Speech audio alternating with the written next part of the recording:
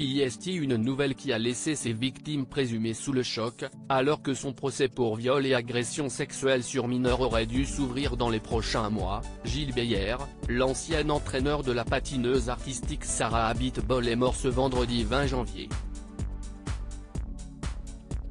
Une nouvelle apprise par nos confrères de l'Op et du Parisien, confirmée par son ex-compagne, qui a rappelé que l'homme était touché par une longue maladie.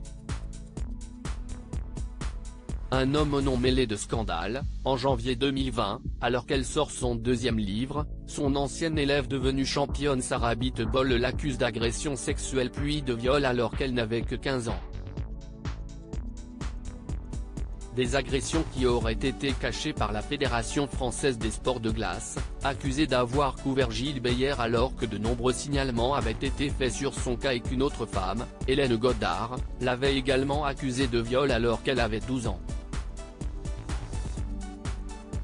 Une longue dégringolade pour l'entraîneur, qui l'avait traité de menteuse et de manipulatrice et avait emmené dans sa suite Didier Gaillaguet, le président de la fédération, accusé de complicité et sommé de quitter son poste par la ministre Roxana Maracineau.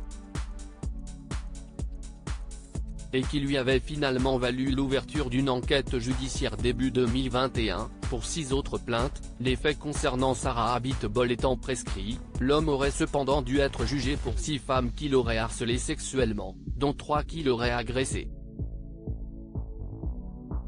Dieu l'a décidé ainsi, des faits graves qui ne seront pas jugés, ce que Sarah Abitbol regrette.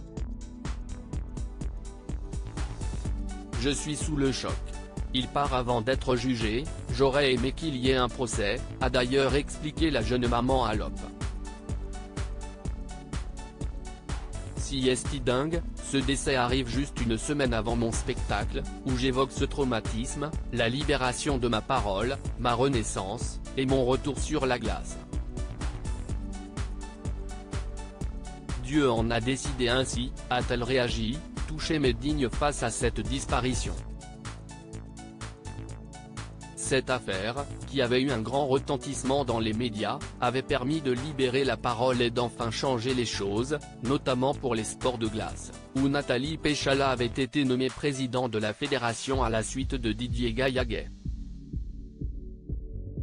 Mais pas seulement, Fiona Ferro, jeune joueuse de tennis de 25 ans, a réussi à porter plainte en février 2022 contre son ancien entraîneur Pierre Bouteille, qui l'aurait également violée et agressée sexuellement entre l'âge de 15 et 18 ans. Mis en examen en août, il est toujours en attente de son procès.